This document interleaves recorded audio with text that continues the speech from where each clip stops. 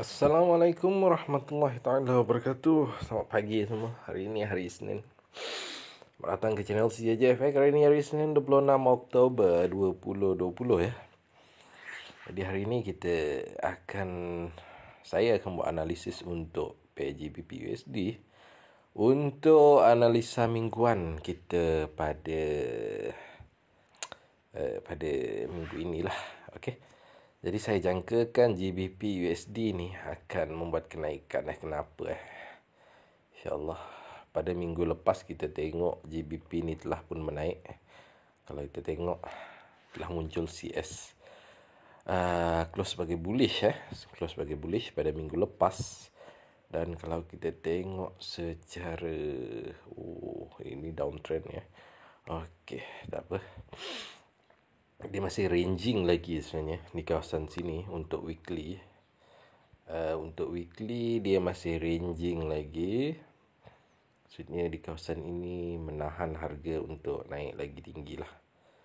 Okey, jadi dia kena pecah area ini, terutama dia punya shadow ini, yang ini 35. Kalau dia pecah, maka dia akan naik lagi tinggi ke atas lah.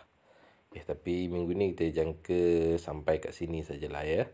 Sampai di sini saja, iaitu saya jangkakan di sinilah kita boleh ambil sampai sini. Di sini Okey, kita akan buy.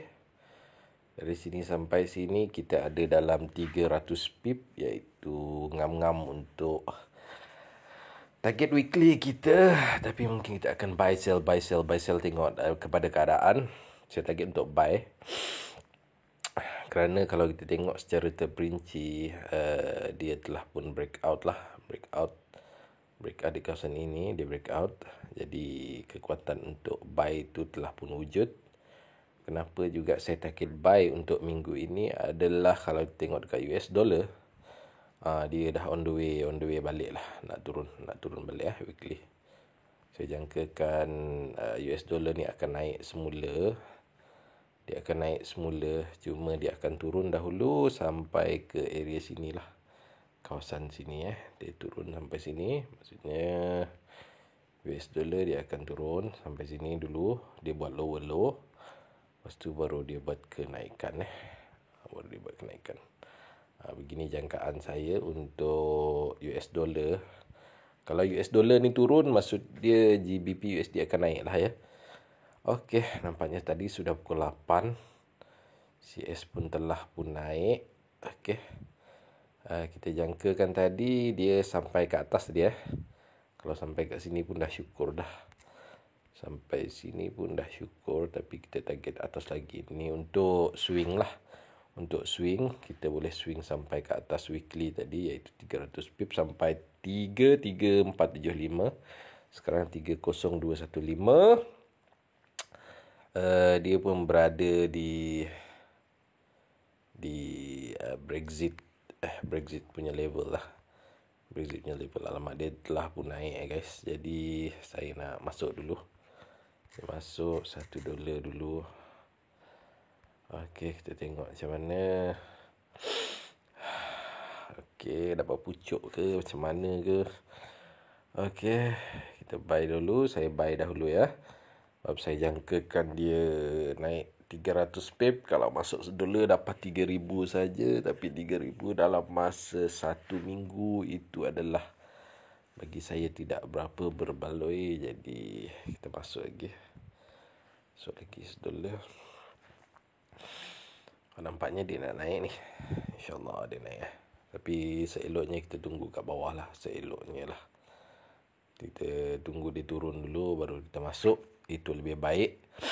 Ini kita namakan sebagai buy at drop. Kalau dia turun, kita buy. Kita tunggu dia turun, kita buy. Okey. Jadi tapi GU ni nampak gayanya banyak halangan pada minggu lepas. 2 minggu lepas dia banyak bermain. Dia naik, turun, naik, turun, naik, turun, naik, turun. Lepas dia naik, dia turun balik. Dia naik, turun balik. Jadi arah dia tak berapa nak jelas sangat. Kita nak swing pun payah sebab dia kejap dia naik, kejap dia turun, kejap dia naik. Dia tak sustain tau. Dia tak sustain. Dia tak bertrending naik. Jadi sebab itulah saya ikut saja CS ni. Kalau dia turun saya sell, kalau dia naik saya akan buy. Tapi jangkaan saya pada minggu ini GBP USD akan naik 300 pip. Jadi mungkin better, lebih baik untuk kita hanya mencari buy sahaja. Tapi sayang pula kepada CS yang turun, sebab kalau turun kita sell pun dapat profit juga kan. Tak rugi juga kalau kita sell. Cuma kita kena cari sell di tempat yang menarik. Kita tengok condition dia macam mana, bagaimana CS tu bergerak. Kalau dia tiba-tiba turun ni, sesuai lah untuk kita sell. Tapi saya lebih fokus kepada buy, iaitu pada weekly ni tadi. Cuma memang pada daily kalau kita tengok ada 2 batang CS bearish.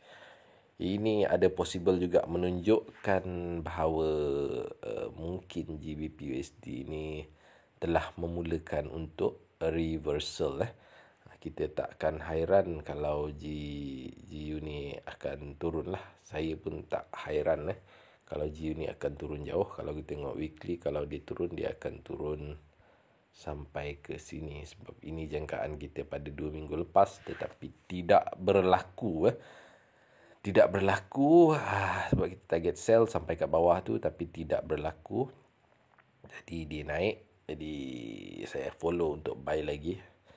Buy sebab telah muncul CS bullish pada weekly inilah ya. Baik, jadi sampai di sini saja kita punya analisa untuk minggu ini. Semoga bermanfaat. Semoga anda semua dilimpahi rahmat. Semoga anda beroleh profit. Bagi yang subscribe, terima kasih banyak-banyak. Bagi mereka yang belum subscribe, sila subscribe. Saya CJJFX mengundur diri. Assalamualaikum warahmatullahi taala wabarakatuh. Tapi sebelum itu, saya nak entry lagi, iaitu kita buy besar sikit. Kita bagi dia $5 terus lah. Okay, go. Oh, not enough duit. Okay, kalau tak cukup, kita masuk $4. Okay, $4 cukup. Okay, baik. Jadi sampai di sini dulu analisa kita untuk minggu ini. Moga kita semua mendapat profit lah ya. Semoga trade ni mendapat profit. Jadi assalamualaikum warahmatullahi taala wabarakatuh.